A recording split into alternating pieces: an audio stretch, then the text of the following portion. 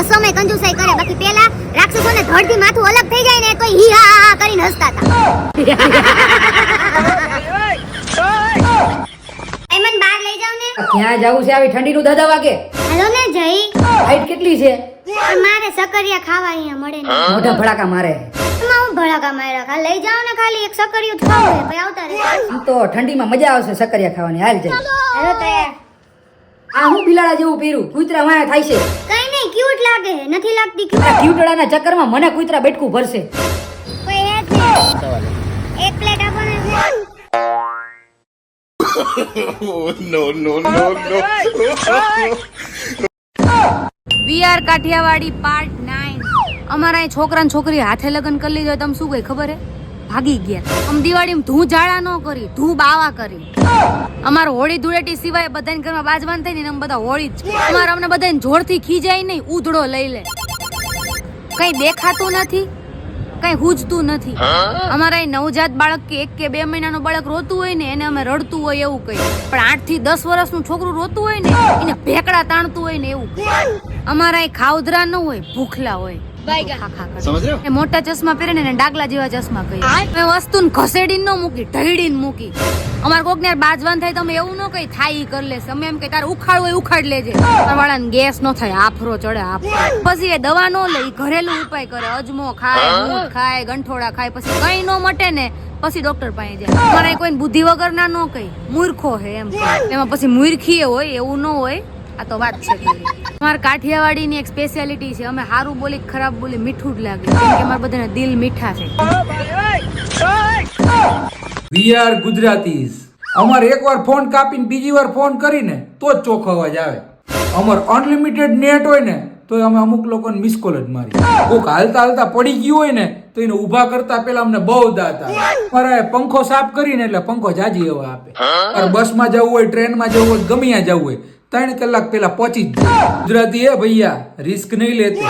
અમાર વાળાનું એટલું બુદ્ધિશાળી મગજ હોય, એટલું બુદ્ધિશાળી મગજ હોય ને કે મારવાડી પાસેથી લે, ઇન્જિન વેચે તો અંદર કમાણી કરે.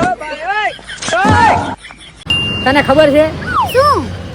જેની પાછળ રૂ આવતું હોય ને એ બધું ખતરનાક હોય. એટલે દારૂ, વાંદરું, અંધારું, સાસરું, કૂતરું, કાવતરું અને છેલ્લે સૌથી ભયાનક બૈરું.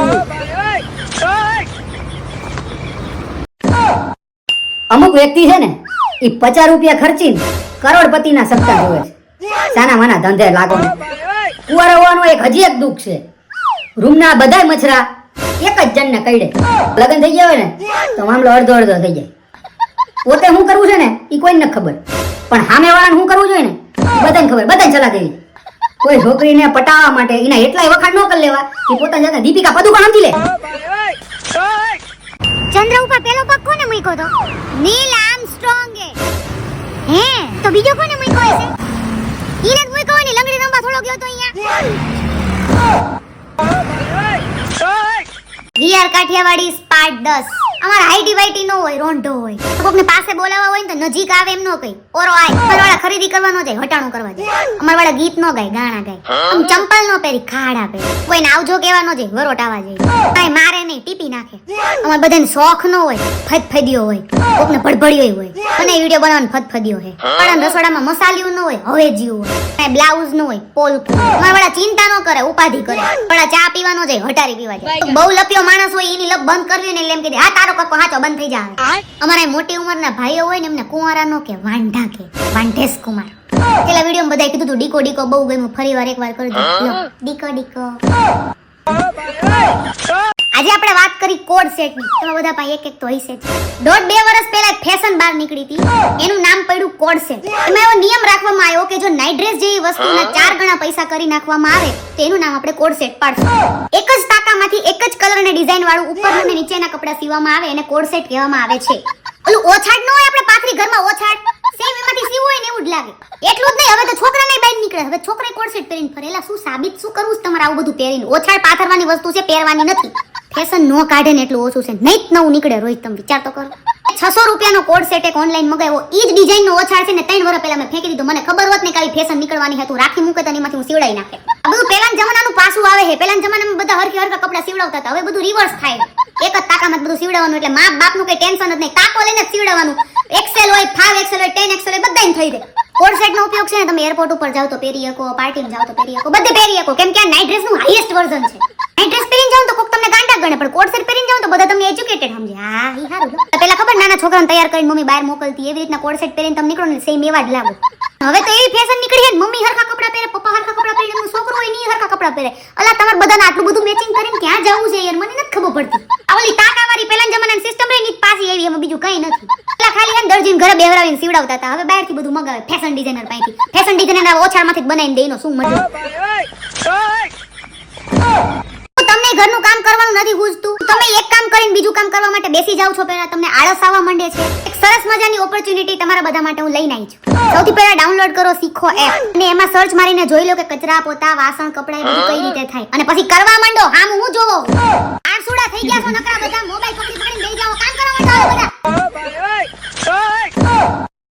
જો કોઈ હરવા ફરવા ગયા હોય ને તો ફોટા ન મૂકતા ફેસબુક ને ઇન્સ્ટાગ્રામ માં, પછી બીજાના ઘરમાં ઝઘડા થાય આનાથી. હું તો મૂકી શકતે, હું તો ક્યારેક જ જઉં છું એટલે, પણ મારાથી કોઈ જેલેસી નથી થતી, મને ખબર.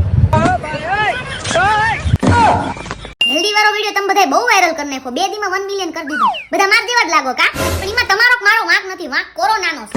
કોરોના નો આવ્યો હોત ને તો 50% માણસ જાડા નો થયા હોત. કોરોનામાં પડ્યા ખાઈ ખાઈને બધા જાડા થઈ ગયા. અમુક તો બાળકો એવા હતા કોરોનામાં રાતોરાત મોટા થઈ ગયા. કોરોના પૂછું તો છોકરા મોટા થઈ ગયા. બોલો તમે વિચાર કરો કેવો આવ્યો તો કોરોના.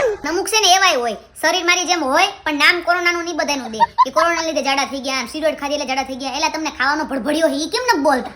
અમુક માણસો હે ને ગમે એ કામ કરીને મોઢું ચાલુ જોઈએ.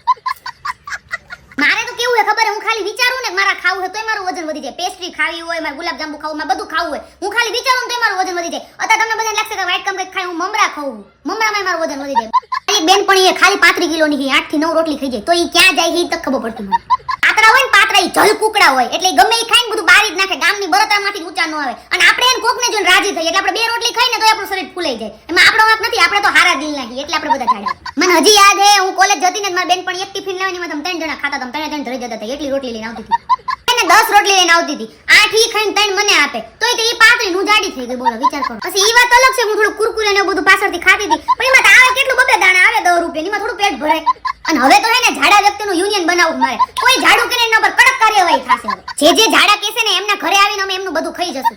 તમારે કેવું હોય તો હેલ્ધી કોને યાર. અને અમે જો ધારીને તો અમે 2 મહિનામાં વજન ઉતાર નાખી હો, પણ અમે ધારવા જઈને ગામના પાસે ભૂખ લાગી જાય એટલે પછી નથી ધારતા.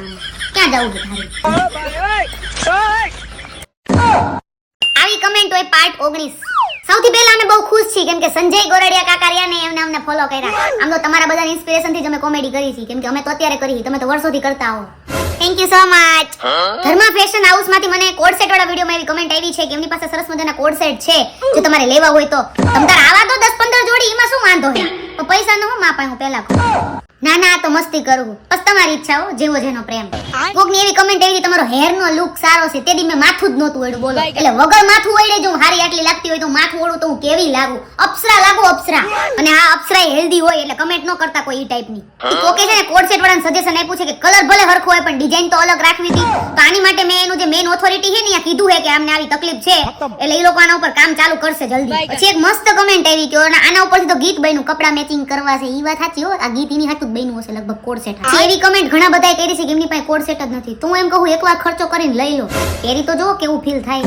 પછી એને એવી કમેન્ટ આવી હતી ગાડરિયો પ્રવાહ. ઈ વાત સાચી, આખું ઘર હે ને બેન્ડ વાજા વાળાને જેમ એક હરખા કપડા પહેરીને નીકળે. વિચાર તો એક બે કમેન્ટ એવી આવી હતી તમે નથી પહેરો લાગતો. મારા પાસે 4 જોડી કોડ સેટ છે પણ હું નથી પહેરતી. હું બધું અલગ અલગ કરીને ટોપે અલગ પહેરવાનું, પેન્ટે અલગ પહેરવાનું. ત્યારે હું એને ઘરે લઈને આવીને ત્યારે કોડ સેટ જ હતો, પણ હવે મેં એને કોડ સેટ જેવું કઈ રહેવા નથી દીધું. મેં નામો નિશાન કરી દીધું છે.